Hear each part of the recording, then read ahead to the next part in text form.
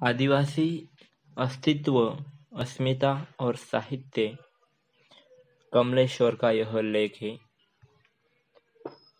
रमणीक गुप्ता द्वारा संपादित भारत का आदिवासी स्वर नाम की किताब में हम देख रहे हैं आदिवासी अस्तित्व और साहित्य, जिसे हम 5000 वर्ष पुरानी भारतीय सभ्यता कहते हैं। वह मूल रूप से हमारी आदिवासी सभ्यता ही है। वह सभ्यता जो भारत भूखंड के हमारे मूल निवासी पूर्वजों ने विकसित की है। मनुष्य और प्रकृति की सहभागिता, सहयोग और सह अस्तित्व का जीवन दर्शन हमारे इन्हीं आदिवासी पूर्वजों की देन है। भारत के पास बहुत पुष्ट और व्यापक लोक संस्कृति की परंपरा है। लोक संस्कृति के विकास का मूल स्रोत ही आदिम समाज की बहुआयामी कल्पनाशीलता और उसकी रचनाशीलता से जुड़ा हुआ है। आदिवासियों के पास मन और बुद्धि की मानवीय प्रयोगशाला रही है, जिसमें आदिम कलाओं, उत्कीर्ण पाषाण चित्रों, प्रकृति के साथ तन्मय उल्लासपूर्ण लास और नृत्य, स्वरों का समायोजन और मौखिक वाचिक परंपरा का लोक साहित्य प्रारंभ से ही मौजूद है। इसकी उम्र वेदों की प्रकृति मूलक ऋचाओं से कहीं अधिक है। आर्यों के ऋग्वेदिक प्रकृति गीत तो बहुत बात के हैं। भारतीय लोक साहित्य, लोक नृत्य और लोक कलाओं का जन्मदाता रहा है हमारा आदिवासी समुदाय, उनके कबीले और कुनबे। भारत की आर्य सभ्यता और संस्कृति ने अपना अधिकांश कलात्मक वैभव उसी मूल आदिवासी सभ्यता से ग्रहण करके विकसित किया है। आदिवासी कलाकारों ने जो वानस्पतिक रंग इजाद किए थे, उन्हें ही लेकर हमारी समस्त कला सृष्टि निर्मित हुई है। आर्य ऋषियों, मुनियों, साधकों, अध्यात्मवादियों ने जो गेरुआ रंग स्वीकार और अंगीकार किया, वह पाषाणी रंग अर्वाचीन आदिवासी कला का आधारभूत रंग है। आदिवासियों ने प्रकृति से जो गीति, गायन, नृत्य, लय और तन्मयता अर्जित की थी, वही आर्यकालीन कलाओं में मौजूद है। इसलिए हम भारत के अपने मूल निवासियों के ऋणी हैं, क्योंकि हमारी सारी कलाओं और बाद की सदियों के लिखित साहित्य की परंपरा इन्हीं की विकसित आदि सभ्यता की छाया में विकसित हुई है। प्राचीनतम लोक संस्कृति के अवशेष इसके गवाह है। इसके लिए हमें वेरियर एल्विन और डॉक्टर रिकर्स के अकादमिक सर्टिफिकेट और साक्ष्य की जरूरत नहीं है। अर्वाचीन भारतीय लोक संस्कृति के जो भी अवशेष हमारे इतिहास के पास मौजूद है, वह आदिवासियों के स्वतंत्र अस्तित्व को प्रमाणित करते हैं। इसलिए इस निष्कर्ष पर पहुंचने और यहाँ लिखित रूप में दर्ज करने में कोई कठिनाई नहीं है कि भारत के आदिवासी आर्य नहीं है। इनकी जैविक और अनुवंशीय विशिष्टताएं भी अलग हैं। आर्य सभ्यता ने इस आदिकालीन आदिवासी सांस्कृतिक परंपरा से जीवनगत मूल्य को सहेज कर मनुष्य मात्र के लिए प्रकृति की विध्वंसक शक्तियों से जीवन के संरक्षक और सार्वलौकिक शांति की प्रार्थना लगातार की है। यही कारण है कि आर्य लौकिकता के साथ ही आध्यात्मिक को लेकर गहन विमर्श कर सके। ऐसा नहीं है कि आदिवासी संस्कृति में स्व, सृष्टि, आत्मा और परमात्मा के प्रश्न न हो, पर कालांतर में अपनी श्रेष्ठता और वर्चस्व की स्थापना की खातिर आर्य मनुष्यों ने आदिवासी आध्यात्मिकता की विमर्श को जादू टोने और अंधविश्वास का पर्याय बना लिया।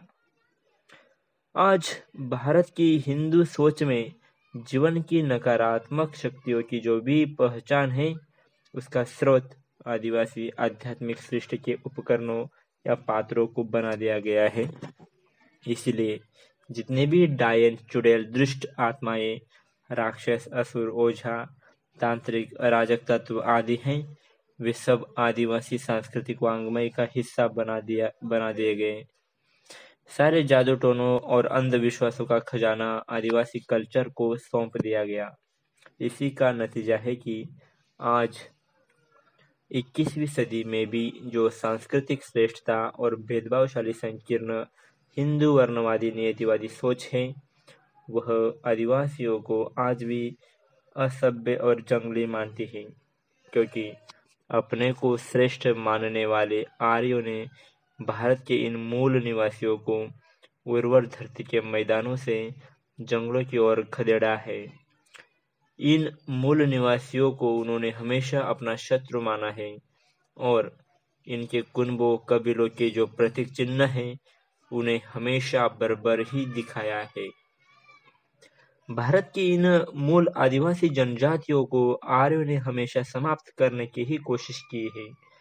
तमाम आदिवासी कुनबों, कबीलों के इतिहास को छोड़ भी दिया जाए और यदि केवल नागवंश को ही ले लिया जाए, तो पूरे संस्कृत पौराणिक साहित्य में तक्षक और बाद में कलिया नाग के दृष्टांत इस तथ्य के सबूत हैं कि आर्य सभ्यता अन्य आदिवासी कबीलों को भी इस कबीले की तरह ही अपना शत्रु मानती रही है।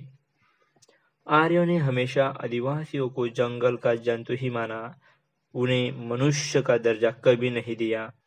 संस्कृत भाषा का समस्त पौराणिक साहित्य इसका प्रमाण है। आर्यों की आधारभूत सभ्यता का विकास भारत के उत्तर पश्चिमी क्षेत्र में ही हुआ, जो आज पाकिस्तान का हिस्सा है। माना तो यही जाता है कि वेदों की रचना भी वही हुई और भारत का यह उत्तर पश्चिमी क्षेत्र आर्य सभ्यता के मूल्यों की स्थापना और संस्कृति का मुख्य क्षेत्र भी रहा है।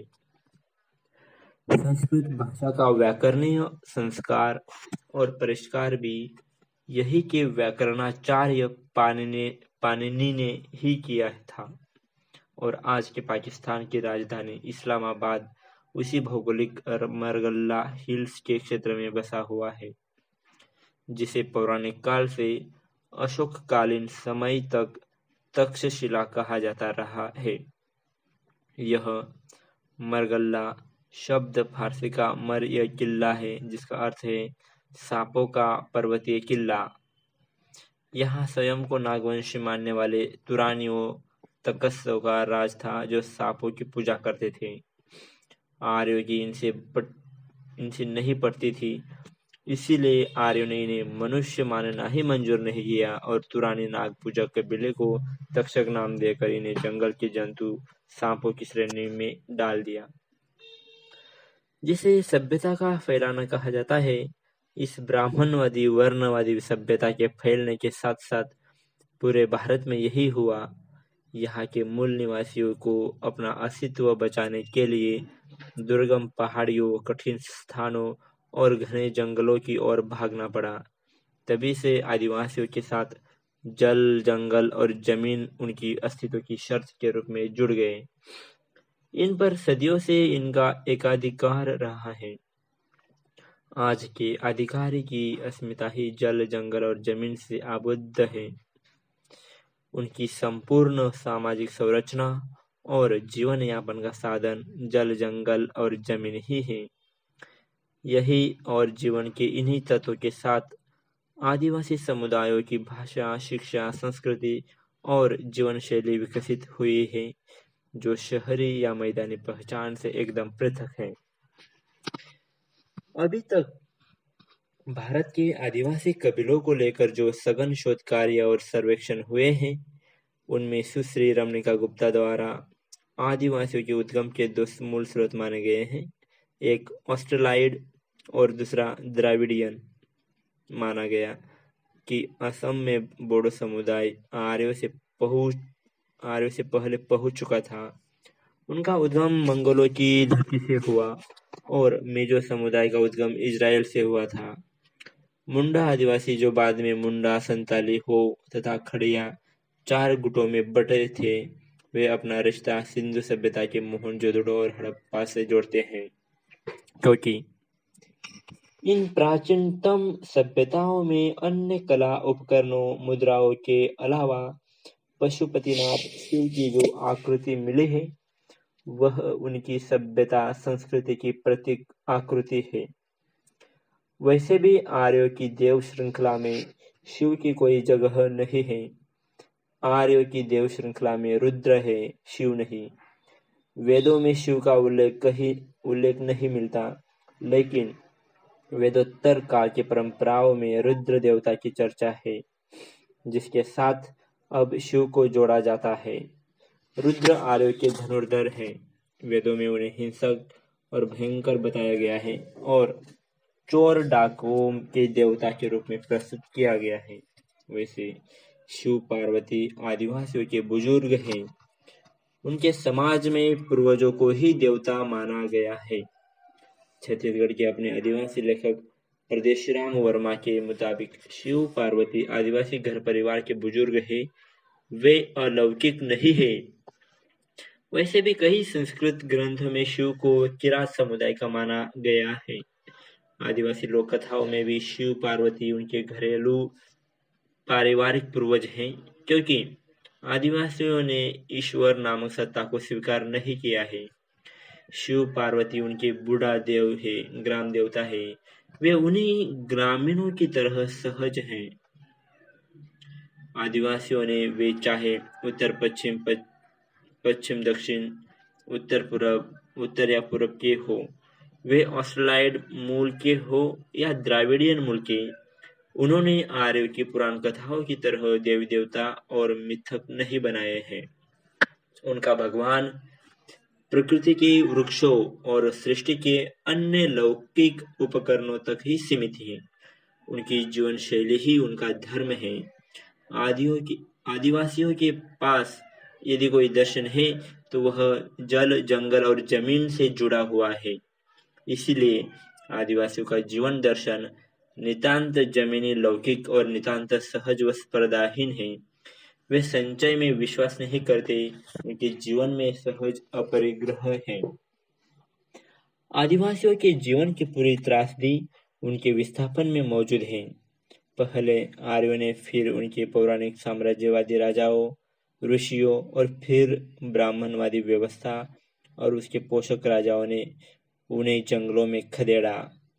बाद में मुगल बादशाहों ने भी अपने सूबेदारों के माध्यम से उनके क्षेत्र में हस्तक्षेप शुरू किया। दरअसल ये सभी के सभी हमलावर उन्हें खदेड़ते रहे।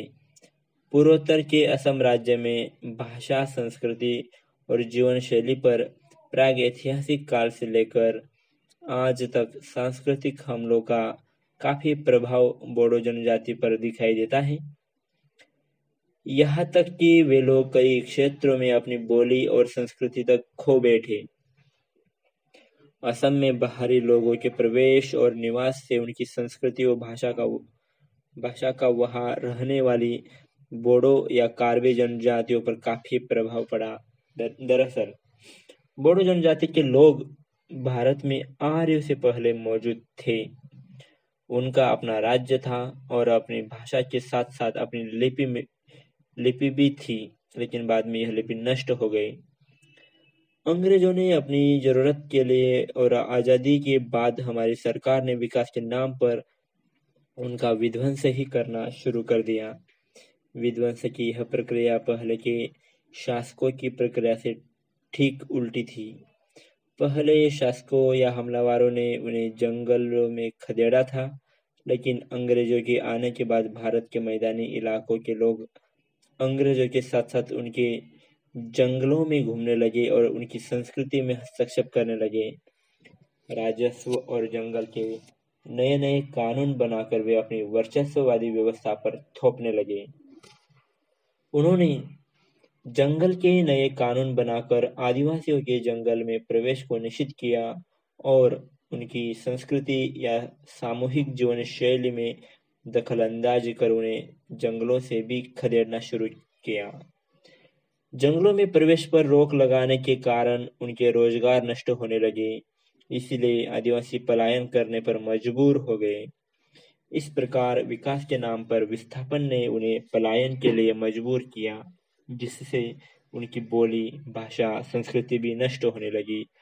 विस्थापन का असर कई पीढ़ियों तक रहता है। उसका एक सामाजिक, सांस्कृतिक, मनोवैज्ञानिक पक्ष भी है। वे अपने ही घर में परदेशी होने लगते हैं, यानी निज घरे परदेशी। जमीन और जंगल आदिवासी संस्कृति का आधार रहा है और आज भी है, लेकिन विकास के नाम पर उनके जंगल और जमीन दोनों छीन गए।